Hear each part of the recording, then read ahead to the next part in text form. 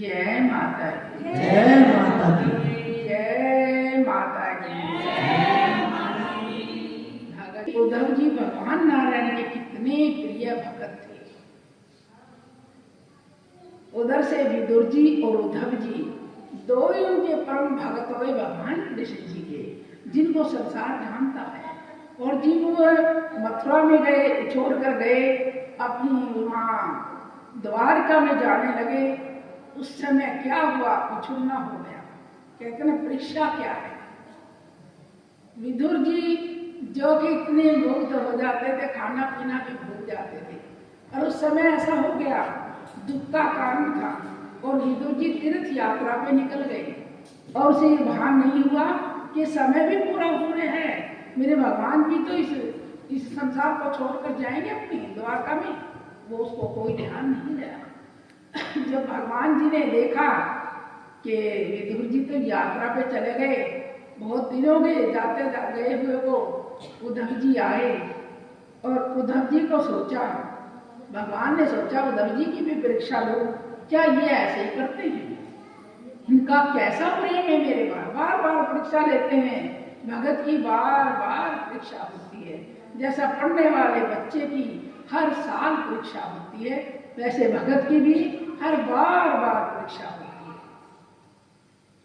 दोस्तों को एक लुटिया दे गया, बड़ी प्यारी लुटिया थी, जिसे उद्धव जी अपने भगवान को जल पिलाते थे, भोग लगाते थे, और जितने बार भी भगवान कृष्ण जी जल मांगते थे उसी लुटिया से देते थे। उसको इतनी सुंदर लुटिया लगती थी कि बहुत चाहा।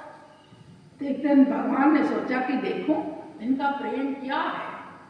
एक भिक्षु का रूप बना के आए, भिक्षु का नहीं। उन्होंने कहा मेरे पास तो कोई पात्र नहीं है। कृष्ण जी ने वो लुटिया उठाकर उसको दे दी नारायण ने। उद्धव जी ने देखा कर कि मेरी लुटिया, कि वो तो एक फकीर आए थे, मैंने उसको दे दी, कि नारायण ये तो मैं सहन कभी नहीं करूंगा कि दूसरी लुटिया ले ले। इस झूठी फूठी लुटिया से, संसार की लुटिया से मैं अपने भगवान को जल पिलाऊंगा, ये तो कदापि नहीं हो सकता।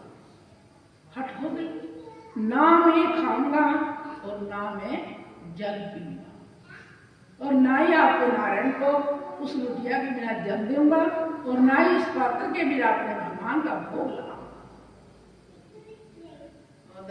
नारायण जी जान गए, कहा उद्धव जी के अंदर है तो सच्चा प्रेम। कहने लगा ये लो चांदी का सेट मंगाया, चांदी के बर्तन मंगा दिए, लुटिया भी, थाल भी, इसमें भोग लगा। तो नहीं, मेरे प्रभु इनमें पसंद नहीं करते, मैं अभिमान भरे बर्तनों में अपने भगवान का भोग लगाऊंगा।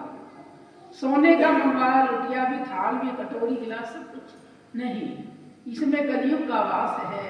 मेरे प्रभु तो बड़े प्रेमी और सात्विक धर्मात्मा हैं, जो संसार की किस्मत को जगाते हैं बार बार। उनका भोग इस पात्र में, जो कि केले के पात्र में भोजन करते हैं, केले के पत्ते पर, और उस लुटिया से जल पीते हैं, मुझे तो वो ही चाहिए।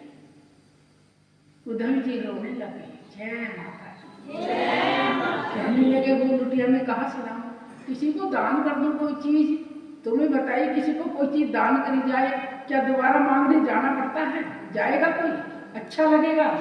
कहने लगे उद्धव जी मान जाओ, मेरे को क्या अच्छा लगेगा, मैं दोबारा जाकर लुटिया लेके आऊं। नहीं, उद्धव जी की आंट बच्चे जैसे, मेरे भगवान भूखे रहेंगे, मुझे ऐसे दान की कोई जरूरत नहीं, जिसमें मेरे प्रभु प्यासे रहेंगे, मुझे ऐसे दान की कभी जरूरत नहीं पड़ेगी। कहने लगे उद्धव जी आप मेरे को प्रभु आपने चोरी करी, और उस मित्र को आपने बहुत मेरे से ज्यादा प्रेम किया, आप मुझसे क्यों द्रोह कर रहे हैं, और मेरी जो प्रेम भई लुटिया थी वही आपने दे दी।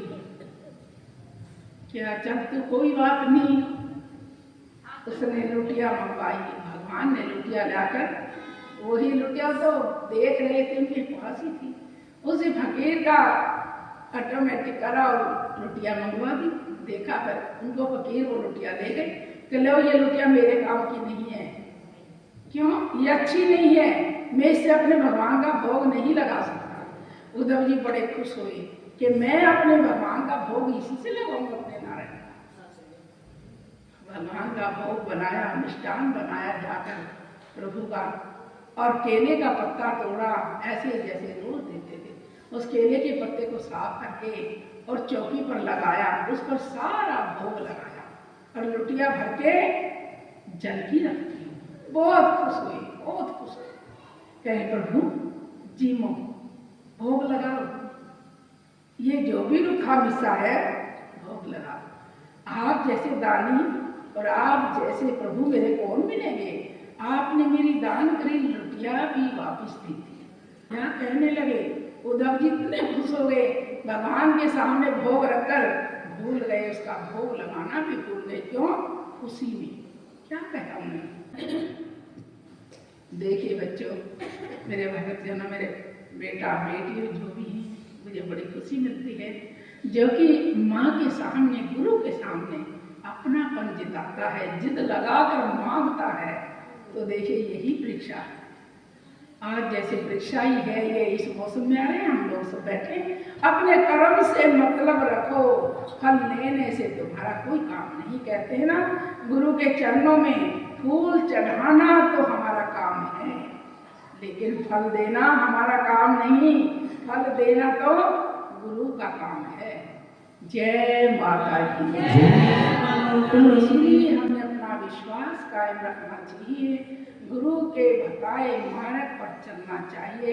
ये धन दौलत हम बार बार कहते हैं, ये किसी का नहीं बीत है, किसी के साथ नहीं आया है और किसी के साथ नहीं गया है। यहीं की दौलत, यहीं की मान्यता यहीं रह जाती है। प्रभु ने, माँ ने कुछ ऐसा खेल रचा है जो कि सोच भी नहीं पाती। तो देखिए, एक दिन उन्होंने सोचा भोग तो लगाऊं। 4, 5, 10 साधु आ गए। साधुओं का भोजन बनाना था। उद्धव जी ने कहाँ से बनाएगा, है ही नहीं घर में, रसोई में कुछ भी नहीं। कृष्ण जी बैठे बैठे हंस रहे। अन्नपूर्णा माता एक सुंदर नारी का रूप बना के आती और जो भी सामान था, और वो ऐसे बैठे बैठे आंसू आंखों में आ रहे और प्रभु की आराधना करे, प्रभु मेरी लाज रखना। इतने संत बैठे, मैं भंडारा कैसे दूं, मेरे पास तो कुछ भी नहीं। जो था मैंने वो आपका भोग लगा दिया, जल था भी पिला दिया, क्योंकि वो तो हमेशा बचा हुआ खाते थे, पत्ते को ही चाटते थे। उद्धव जी तो इतना ही खाते थे बस। क्या मैं ये करूं?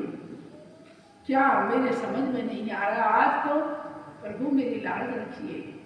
कोई नहीं, माता अन्नपूर्णा, माँ पार्वती, माँ दुर्गा सब सामग्री रसोई की भरपूर थाल भर के उद्धव जी के रसोई में लेके आती है। लो उद्धव जी, लो कुछ थोड़ी दान दक्षिणा है, पूर्णिमा की रखी हुई थी, मैं आप देने आई आपको।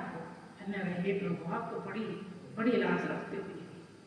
उन्होंने लेके रख लिया। सोचने लगे, भगवान जी यहीं बैठे, कुछ और बात है।